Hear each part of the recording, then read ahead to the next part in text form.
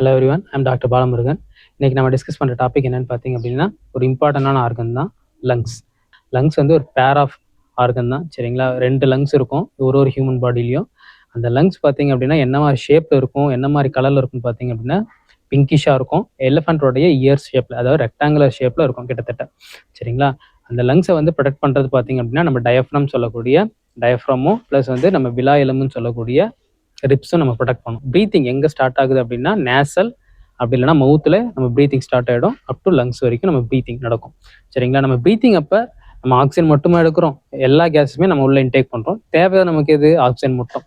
Oxygen மட்டும் inhale பண்ணி எடுத்துக்கிட்டு நம்ம லங்ஸ் வந்து கார்பன் டை ஆக்சைடை எக்ஸ்சேஞ்ச் பண்ணிவிட்டு, நேசலில் எப்படி டைனி ஆஸ் இருக்கோ அதே மாதிரி அங்கே ஒரு டைனி ஆஸ் இருக்கும். அங்கேயும் ஒரு ப்ரொடெக்ஷன் நடக்கும்.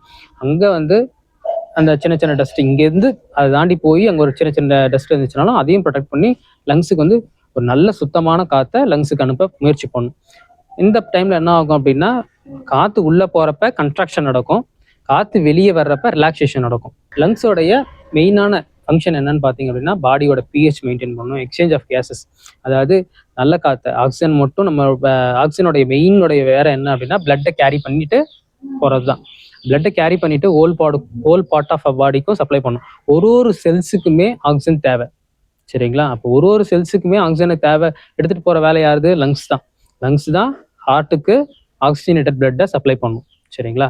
இப்போ இந்த முக்கியமான வேலையை பண்ணுற ஆர்கனுடைய ஃபங்க்ஷன்ஸ் பிஹெச், அசிடிக், அதாவது நம்மளோட பேசிக் அசிடிக்னு சொல்ல பிஹெச்சை நமக்கு வந்து பேசிக்காக மெயின்டைன் பண்ணணும், இல்லைனா அசிடிக்காக மாறிடும். நம்மளுடைய டெம்பரேச்சரை மெயின்டைன் பண்ணணும். பட் ஒரு ஆர்கனை எப்படி நம்ம பார்த்துக்கணும்? நல்லபடியாக பார்த்துக்கணும். அப்படி இல்லாமல் ஒரு ஸ்மோக்கிங், ஆல்கஹாலிசம் இந்த மாதிரி நம்ம எடுத்துகிட்டு போகிறோம் அப்படின்னா சிஓபிடின்னு சொல்லக்கூடிய பிராங்கி எக்டாசிஸ், ஆஸ்துமா, வழியாக இருக்க டைனி பார்ட்டிகல்ஸும் சிலியா இருக்கிற டைனி ஹேர்ஸும் என்ன ஆகிடும் அப்படின்னா பேரலைஸ் ஆகிடும். அந்த ஹேர் எல்லாம் ஃபங்க்ஷன் ஆகாது. அப்போ என்ன ஆகும்? அந்த டஸ்ட் எல்லாம் அப்படியே டைரெக்டாக உள்ளே போயிடும். எங்கே போகணும்னா லங்ஸுக்கே டைரெக்டாக உள்ளே போயிடும்.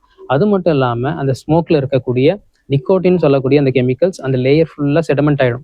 அப்போ என்ன ஆகும்? பிங்கிஷாக இருக்கிற ஆர்கன் தார் ஊற்றின மாதிரி ஆகிடும், அதாவது கிரேவும் கருப்பு கலர்லையும் மாறிடும். அப்போ என்ன ஆகும்? அந்த கன்ஸ்ட்ரக்ஷன் அண்ட் ரிலாக்ஸேஷன் நார்மலாக நடக்காது. அப்போ என்ன ஆகும்?